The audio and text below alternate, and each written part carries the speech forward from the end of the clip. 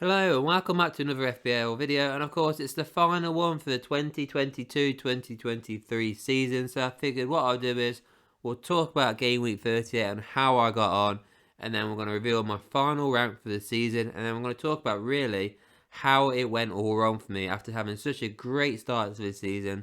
I'm going to look back at those last 10 weeks where I really just kept trying to go differential, and it just weren't working at all. So I'm going to talk about that after we've gone through my team for game week 38. So as you can see on screen, obviously I got 56 points in total for this game week.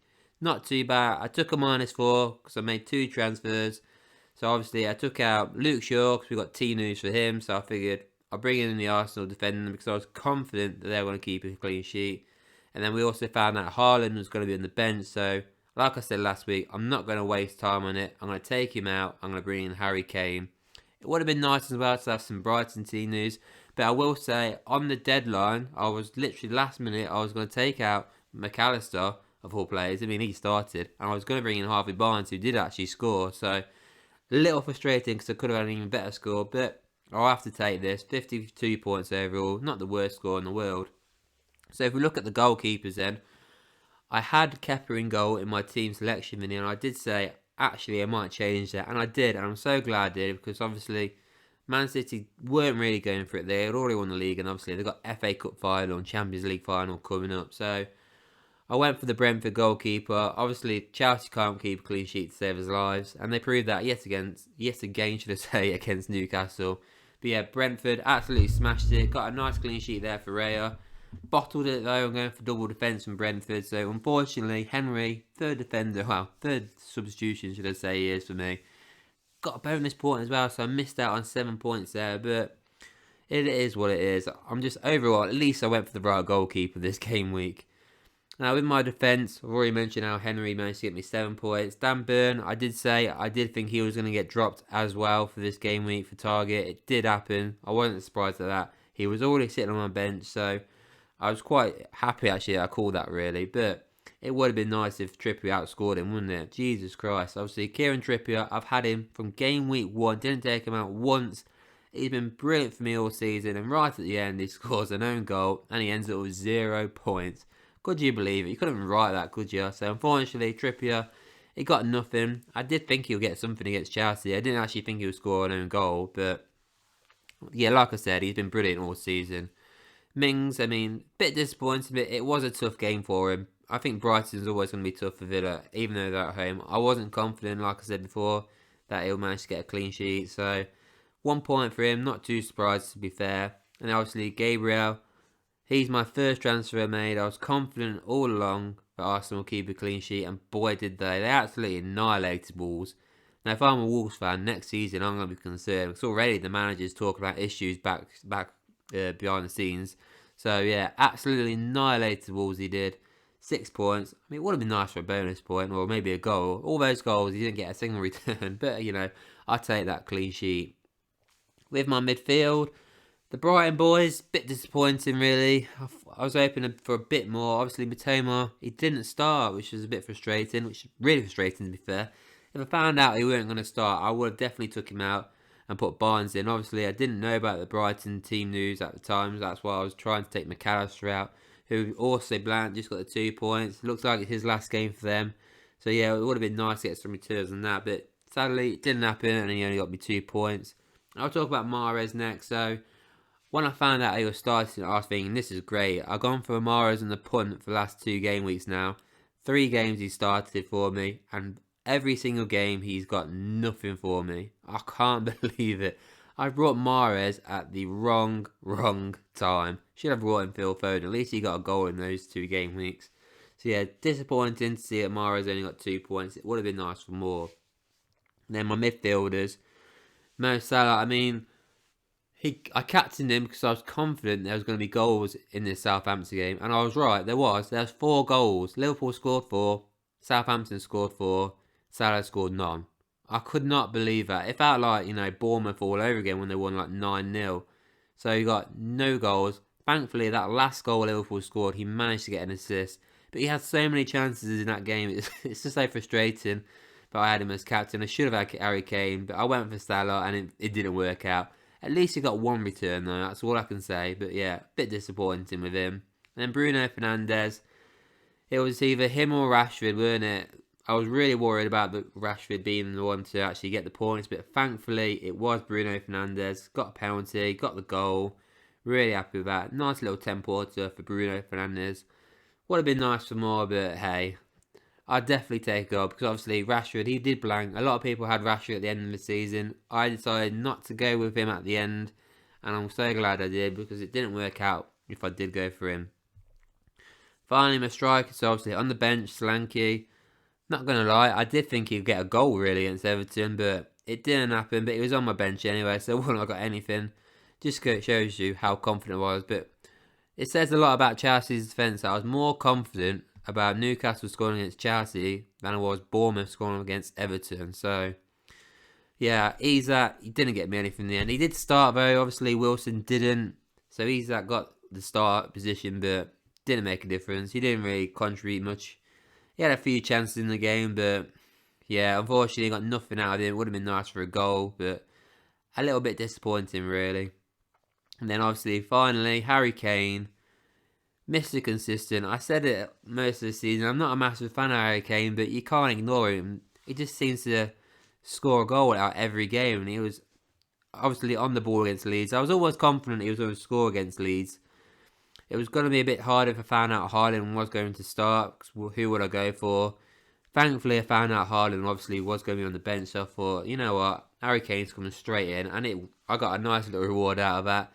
If only though I had him as captain, it would have been nice, 32 points to 16. But I can't complain with Harry. He's been brilliant this season. Whether he'll stay at Spurs, we'll see next season. If he goes to Man United, it'd be interesting to see how much he gets priced at. If he gets priced more, we'll have to see about that. But yeah, he absolutely smashed it. 16 points. So my two transfers I made managed to get 24 points. Really happy with that. Absolutely. Well, 24? No, 22. Jesus Christ, maths is terrible. 22 points, -4. I got 18 points out of those transfers. So, gotta say, at least my transfers right at the end of the season worked out perfectly for me.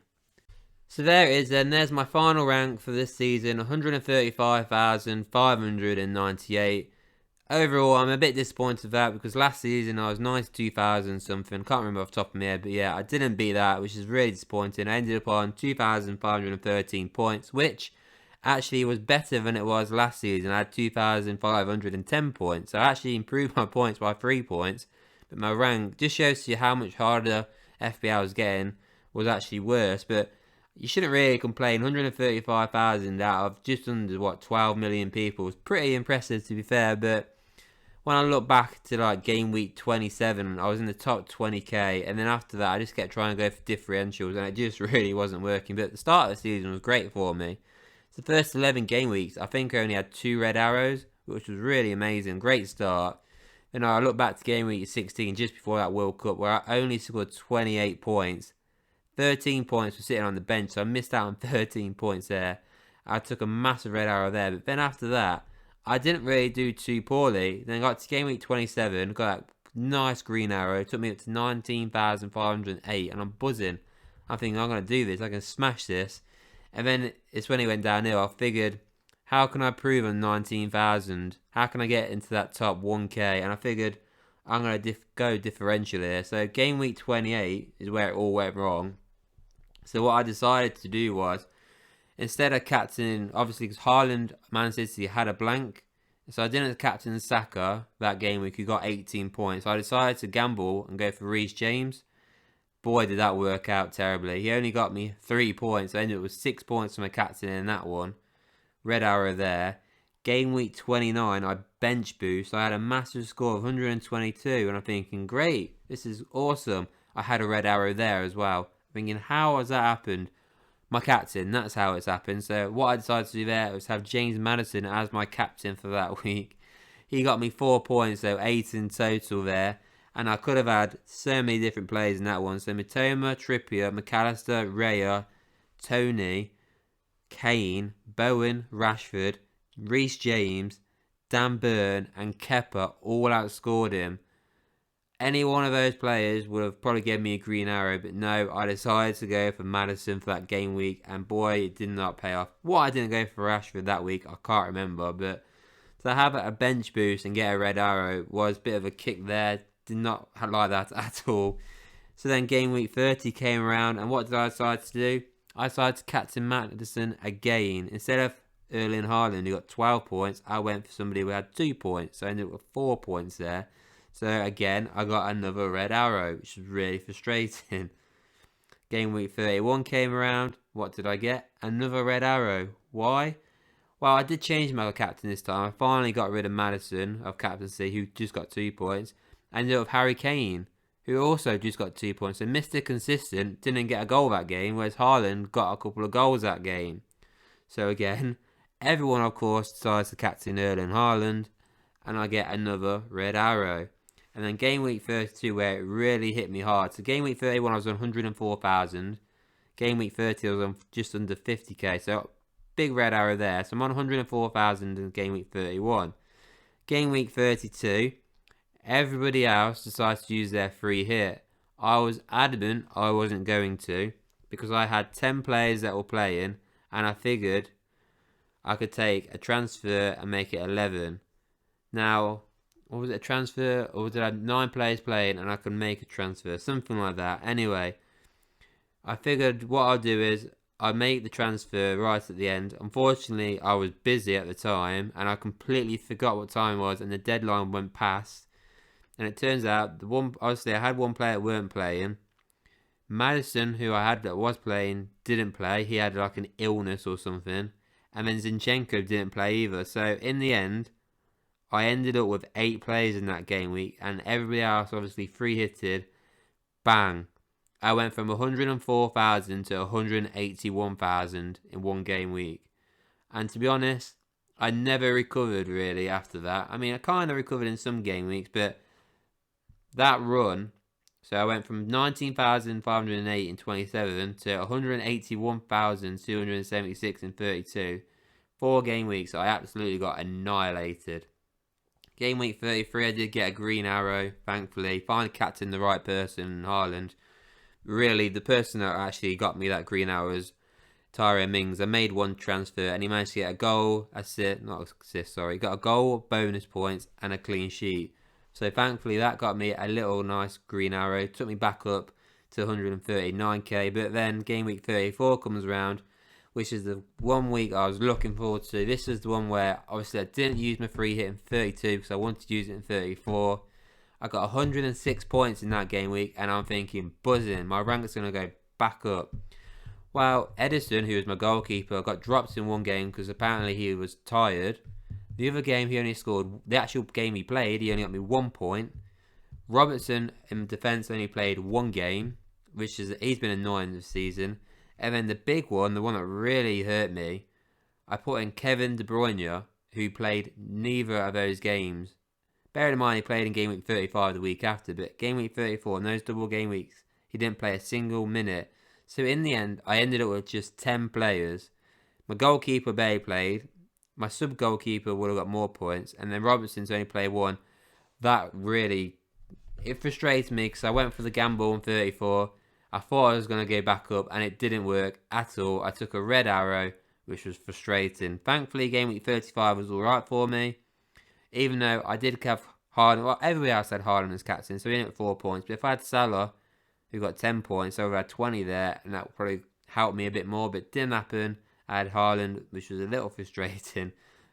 And I did get a green arrow, which is probably important. So I did get a green arrow, and that's where I managed to get myself back up to 107,000. So I'm thinking right here, at this point, that's it. I'm going to do it. I'm going to go back into 100k. I'm going to keep going. But that didn't happen. So this is what killed me. This is my final killer. I did not recover from this at all. So I scored 80 points in game week 36. So you're thinking that's decent. I made a transfer.